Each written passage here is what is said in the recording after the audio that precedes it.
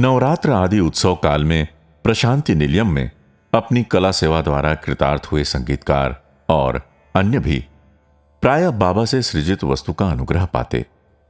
उस प्रकार के उनके अनुग्रह में कुछ औचित्य भी गूढ़ रूप में छिपा रहता है।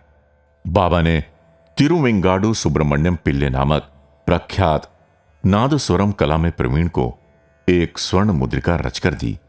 उसमें शिव जी का मनोहर रूप चित्रांकित किया हुआ था।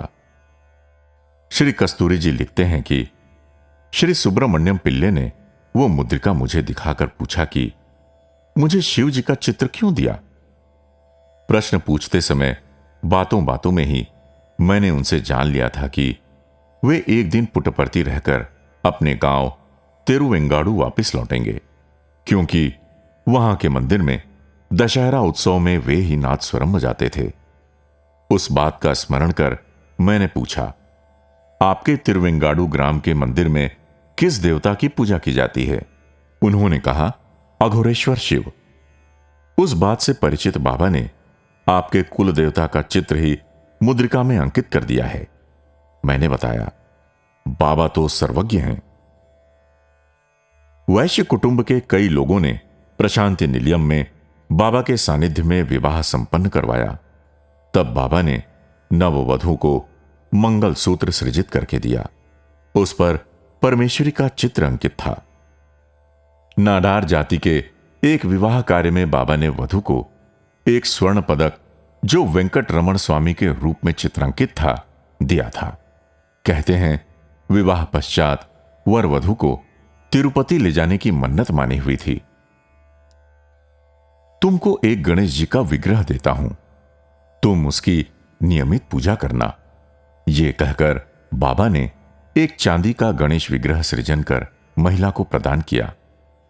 वो विग्रह गणेश जी की खड़ी मुद्रा में था। वो अनोखा ही रूप था, क्योंकि अधिकतर गणेश जी के विग्रह बैठी हुई मुद्रा में ही पाए जाते हैं।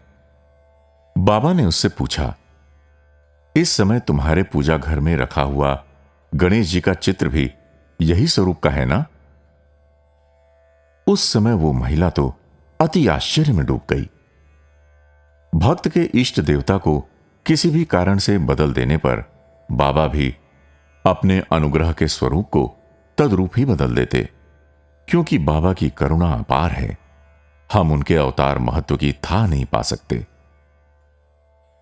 श्री कृष्ण भगवान की मूर्ति एक भक्त को प्रदान कर बाबा ने कहा, इसकी पूजा करो।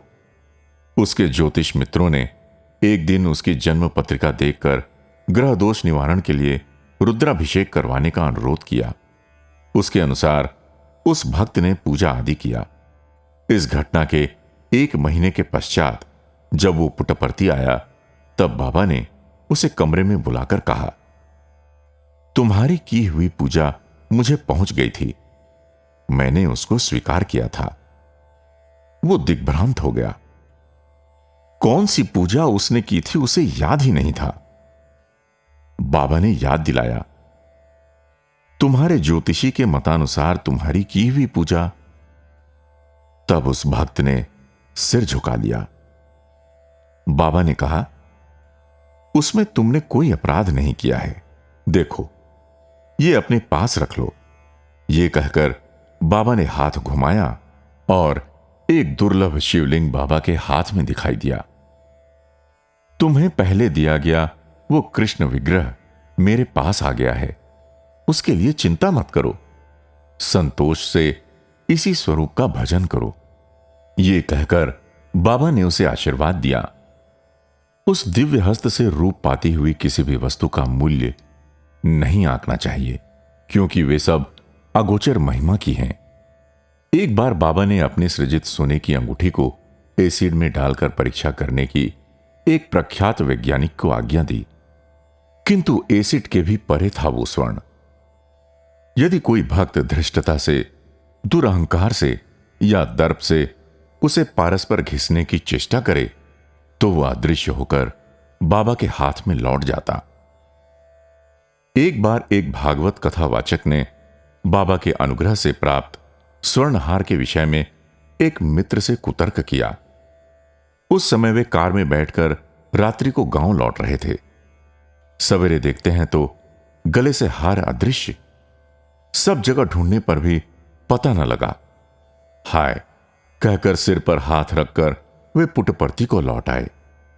3 दिन तक प्रतीक्षा करवाने के बाद बाबा ने उन्हें बुलाकर कहा, मेरी दी हुई वस्तु पर संशय सहित विचार तुमने किया तो बस वो वस्तु मेरे पास ही आ गई। वे पश्चाताप से भर उठे और इस पश्चाताप से परिशुद्ध हुए। भगवत कथाकार को फिर से उसी हार को देकर बाबा ने उन्हें संतुष्ट किया।